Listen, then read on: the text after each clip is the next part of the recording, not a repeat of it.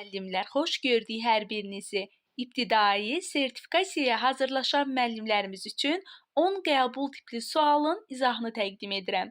Əziz müəllimlər, izaha keçməmişdən əvvəl nəzərinizə çatdırım ki, bu tip sual nümunələri sırf ibtidai sertifikasiyaya hazırlaşan müəllim namizədlərimiz üçündür. Qeyd edim ki, əvvəlki illərdə keçirilmiş sertifikasiya imtahanlarındakı sualların asan və çətin səviyyəsini nəzərə alaraq sizlər üçün 10 qəbul tipli sualı izah edirəm. Gəlin birinci sualın izahına baxaq. Sualımız belədir. Cədvələ uyğun olmayan bəndi müəyyən edin.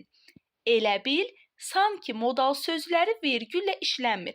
Bəli, biz modal sözlərdən danışarkən qeyd elədik ki, modal sözləri cümlənin əvvəlində gələrkən özündən sonra, ortada gələrkən hər iki tərəfində, sonda da gələrsə özündən əvvəl vergül qoyulur. Amma elə bil, sanki, güya tipli modal sözlərimiz istisnadır. Bu modal sözlər vergüllə işlənmir. Bu fikir doğrudur.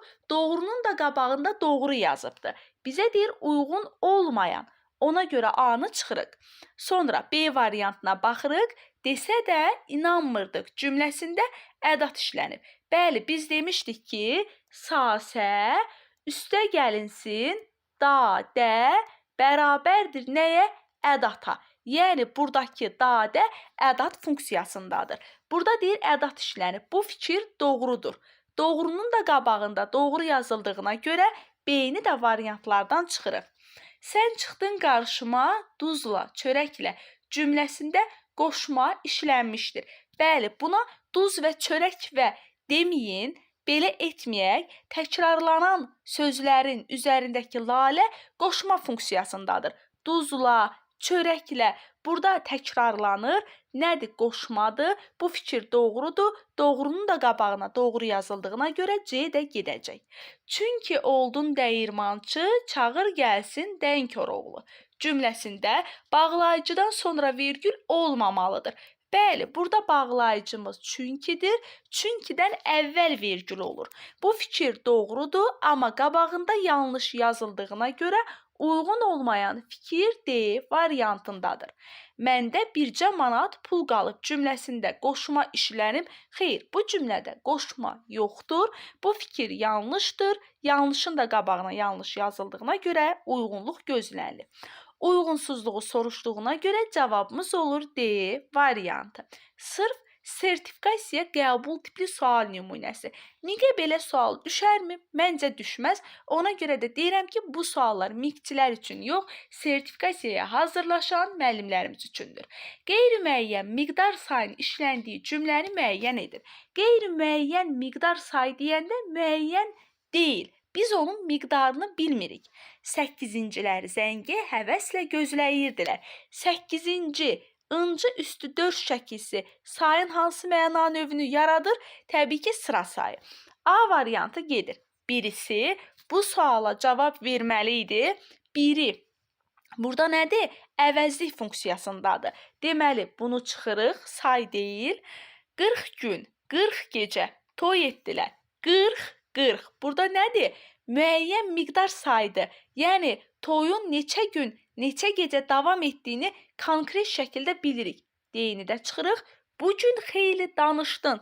Xeyli sözü feilin əvvəlində işləndiyinə görə olacaq miqdar zərfi funksiyasında. Cavab olur C variantı. Dayananların çoxu dostları idi. Çoxu sözü təbii ki, nədir? Saydır.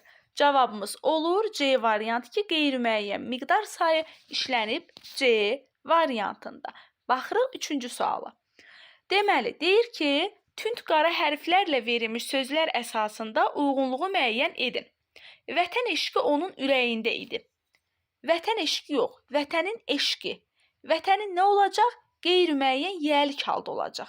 İkinci növ təyini söz birləşməsidir. Birinci tərəf yiyəlikdir, ikinci tərəf mənsubiyyətdir. Vətənin eşqi.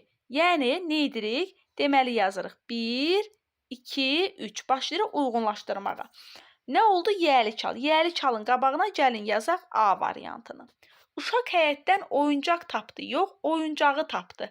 Nə olacaq? Qeyri-müəyyən təsirli hal. Gəlin, üçün də qabağına yazaq B. Sonra bura Qarabağ torpağıdır. Qarabağın torpağı.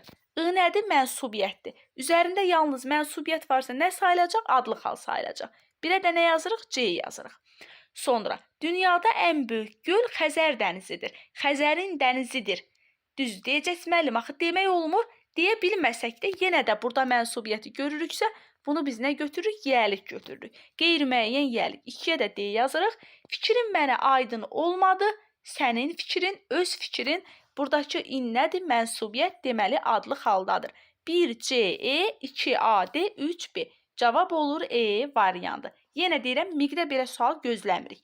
Bu sertifikasiya sualıdır ki, çünki bunu ola bilər ki, miqçilərimiz də izləyə, onları arxayın salıb, belə onlara qarşı belə bir səhv edə bilmərəm. Ona görə də vurğulayıram ki, suallar sırf sertifikasiya çərçivə sənədi əsasındadır. Həm hal, həm mənsubiyyət şəkisi qəbul etmiş sayılar hansı cümlədədir? Mərtəbənin üçüncüsü, baxın, mənsubiyyət, üçüncüsündə hal. Bəli, burada həm hal var, həm mənsubiyyət var. Cavabın biri 1-dir. Mən indiyə qədər sualların 5-də ikisini yoxlamışam. İkisi mənsubiyyət, ikisini təsirlik. Hal da var, mənsubiyyət də var. 1, 2. Altıncısı tapılanda artıq gecidir. Burada yalnız mənsubiyyətdir. Sən neçəncisini axtardın? Neçənci say deyil. Sayın sualıdır. Nitq hissəsi olaraq əvəzlikdir. Mən uşaqların 5-ini həyətdə gördüm. 5-i mənsubiyyət, 5-ini təsirlik. Həm hal var, həm mənsubiyyət var. 1, 2, 5 cavab olur C variantı. Sonra 5-ci suala baxaq. Cümlələrin birində cacə nitq hissəsi baxımından fərqlidir. Sayın quruluşca 3 növü var. Quruluşuna görə 3 növü var. Cacəni görə ilə əvəz edə bildiksə nə oldu? Oldu qoşma. Feilin mənaca növlərini öyrənmişik.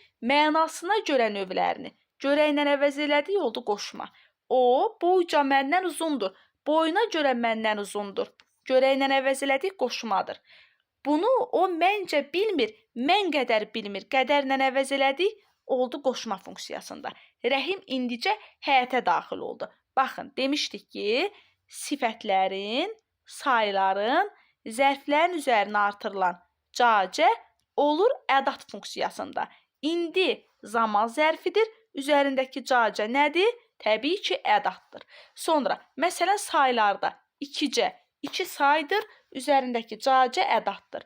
Məsələn, sifətlərdə xırdaca, xırda sifətdir, üzərindəki cacə ədatdır. Sifətin, sayın, zərfin üzərinə artılan cacə ədat olur. Hamısında qoşmadır, E variantında ədatdır. Cavab olur E variantı. Sonra, nidanın isimlə amonim olduğu nümunəni müəyyən edin. Ey, bizə yaxşı bax. Burada yoxdur. Ax, o günü görsəydim. Burada axmaq feili ilə amonimdir. Axın dağlara, elə oğlu. Burada nida yoxdur, ah ismidir. Uyma hər deyilən sözə fikrə. Burada da nida yoxdur. Vay, müdür bilsə işimi çətin olacaq. Vay, burada nədir? Nidadır. Nə ilə amonimdir? İsimlə amonimdir. Elimizə vay düşdü, yas düşdü. Bu mənada. Nidadır, isimlə də amonimdir. Cavab olur C variantı. Yəni qrammatik amonim. Sonra söz birləşməsi işlənməmiş nümunəni müəyyən edin. Təzə ev birinci növdür. Hamının xoşuna gəlirdi. Burada da söz birləşməsi var. A variantı getdi. Sonra o adam indi qayıdacaq. O adam birinci növdür. Dəniz havası ikinci növ təyini söz birləşməsidir. Evə gələndə feili birləşmədir. Feili bağlama tərkibi. Gəmi sahilə yaxınlaşdı. Burada söz birləşməsi yoxdur. Gəmi sahilə demək olmaz. Sahilə yaxınlaşdıqda cümlə olacaq. Bizdən söz birləşməsi istəyir. Cavab olur D variantı. Sonra, hansı nümunələrdə həm ismi, həm feili birləşmə var? Kamil kəndə çatanda olacaq feili bağlama tərkibi, yəni feili birləşmə. Kənd əhalisi ikinci növ təyinli söz birləşməsi. Bu da ismi birləşmə. 1. Oxumaq üçün onun vaxtı yox idi. Onun vaxtı yox idi. Onun vaxtı var. Bax, onun vaxtı. Bu ismi birləşmədir. Amma feili birləşmə yoxdur. Deyir, hər ikisi olsun. Başımın üstündə dayanan qoca kişini tanımadım. Başımın üstündə dayanan. Bura qədər olacaq feili sifət tərkibi, feili birləşmə, qoca kişi ismi birləşmə. Bir də deyirəm, cavabın biri 1-dir.